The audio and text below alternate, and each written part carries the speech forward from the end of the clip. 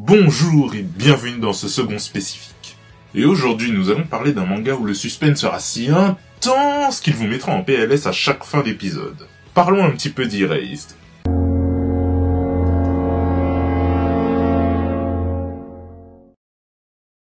Une série courte et intense, pleine de charme également, où le cliffhanger de chaque épisode n'a rien à envier à Game of Thrones ou encore The Wire. Passons maintenant aux détails. Erased est un seinen de Kei Sanbe comportant 8 volumes, plus un spin-off, et un animé de 12 épisodes. En 2006 au Japon, comme 90% des mangas, Satoru Fujinoma est un jeune homme tout à fait banal, sans réel charisme, travaillant en tant que livreur de pizza à mi-temps, tout en cherchant à percer en tant que mangaka. Mais là, bim, un accident survient et là débutent les bails. Notre héros parvient à s'en sortir, mais il remarque qu'après chaque choc, il a un don lui permettant de revenir quelque temps en arrière dans le temps et de modifier le cours des choses.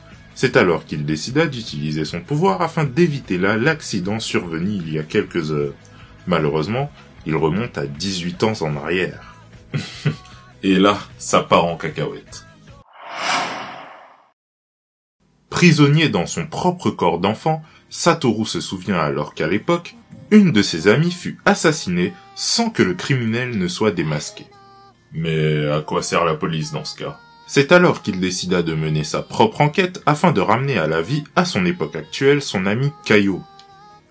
De là se tient une enquête palpitante tout en découvrant le passé de notre héros et de ses amis.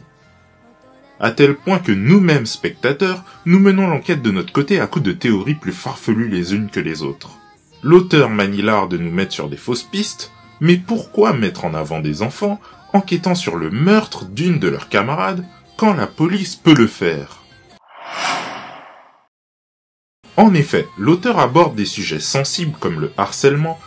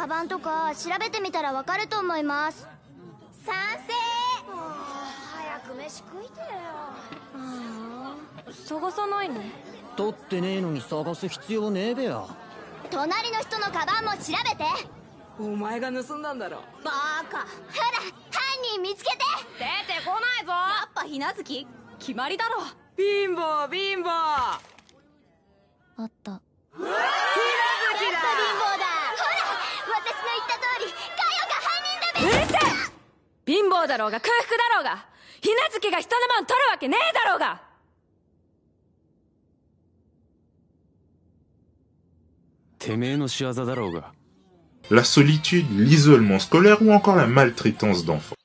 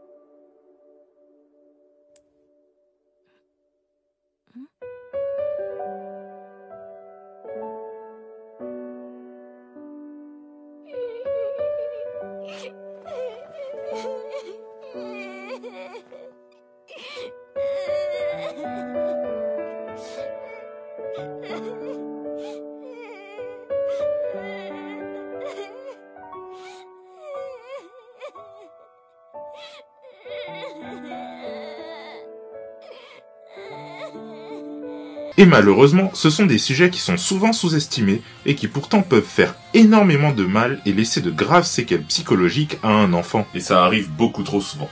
Une vision assez crue des choses où l'auteur fait évoluer son personnage tout en étant dur avec lui. Mais l'évolution qu'a ce dernier est intéressante, où il se rend compte que malgré ses 28 ans dans son corps de 10 ans, il manquait de maturité. Y a pas d'âge pour grandir. Au final, ce manga avec des personnages attachants vous entraînera dans une histoire passionnante tout en dénonçant certains tabous, un thriller haletant et plaisant en tout point. Mes amis, c'était tout pour ce spécifique, dites-moi en commentaire ce que vous en avez pensé. N'oubliez pas de vous abonner pour suivre tous les autres contenus, et je vous dis à très vite. Salabada!